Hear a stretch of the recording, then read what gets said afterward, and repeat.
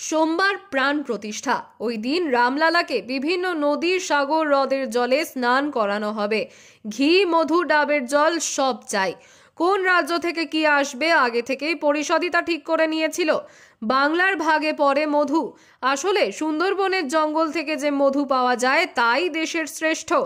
দায়িত্ব দেওয়া হয়েছিল বিজেপি সাংসদ তথা প্রাক্তন রাজ্য সভাপতি দিলীপ ঘোষকে। শচীন্দ্রনাথ বললেন, কোন রাজ্য থেকে কি আসবে সেটা ঠিক করার পরে কে সেটা ভালো পারবেন বুঝে দায়িত্ব দেওয়া হয়। রাম জন্মভূমি আন্দোলনেও দিলীপ ঘোষ যুক্ত ছিলেন, তাকেই বাংলার মধুর দায়িত্ব দেওয়া হয়। বিহারের ঘি, কর্ণাটকের চন্দন, কেরলের ডাব সবই এসে গিয়েছে অযোধ্যায়। সোমবার প্রাণ প্রতিষ্ঠা। ওই দিন রামলালাকে বিভিন্ন নদী, সাগর, হ্রদের জলে স্নান করানো হবে। ঘি, মধু, ডাবের জল সব চাই।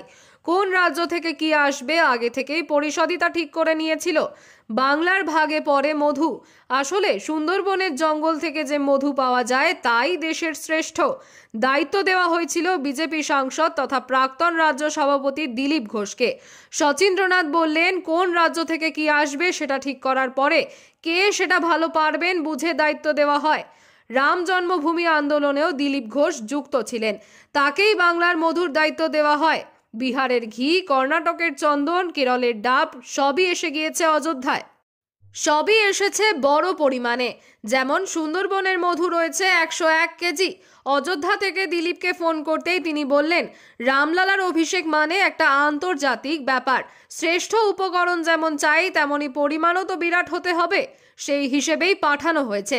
একটা সময় দিলীপ রাষ্ট্রীয় স্বয়ংসেবক সংঘের প্রচারক হিসেবে দক্ষিণ 24 পরগনার দায়িত্বে ছিলেন। সেই হিসেবে বিজেপির আদি নেতাদের সঙ্গে তার যোগাযোগ এখনও খুব বেশি। দিলীপ বলেন, ওখানকার কার্যকর্তাদের 6 মাস সময় লেগেছে এই মধু সংগ্রহ করতে।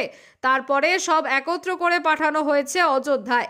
আমরা এখন অযোধ্যায় যাচ্ছি না বটে, তবে আমাদের নৈবেদ্য পৌঁছে গিয়েছে। তবে রামলালার অভিষেকের আয়োজনের থেকেও অযোধ্যায় এখন বেশি আলোচনা ধূপকাঠি নিয়ে। যে ধূপকাঠি আসছে স্বয়ং প্রধানমন্ত্রীর রাজ্য গুজরাট থেকে।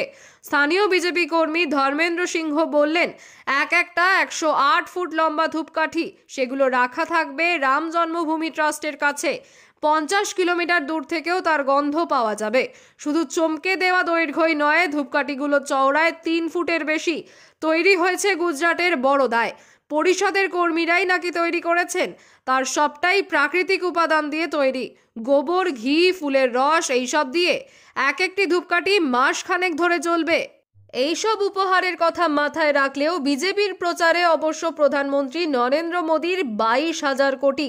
সেটাই তো লোকসভা ভোটে বলতে হবে। ধূপ, ঘণ্টা, মধু তো আর ভোট আনবে না। ধর্মেন্দ্রর কথায় মোদীজি অযোধ্যার জন্য অনেক করেছেন। নতুন স্টেশন, বিমানবন্দর, নিউ অযোধ্যা টাউনশিপ সব মিলিয়ে 22,000 কোটি। মুখ্যমন্ত্রী যোগী আদিত্যনাথও পিছিয়ে নেই। আর এক বিজেপি নেতা রাকেশ পণ্ডিত বলেন, প্রতি মাসে যোগীজি অযোধ্যায় আসেন, শহরের চেহারাই বদলে দিয়েছেন। এখন তো ভিড়, উদ্বোধনের পরে এলে বুঝতে পারবেন গোটা শহরে কত কাজ হয়েছে। ধর্মেন্দ্র কিংবা রাকেশদের এমনটাও দাবি, মোদি আর যোগী না থাকলে এমন মন্দির হতো না। কথা শুনে মনে হলো এখন থেকেই ভোটের প্রচার শুরু হয়ে গিয়েছে। রামলালা যেন ভোটের স্টার ক্যাম্পেইনার, মন্দির পদ্মমঞ্চ।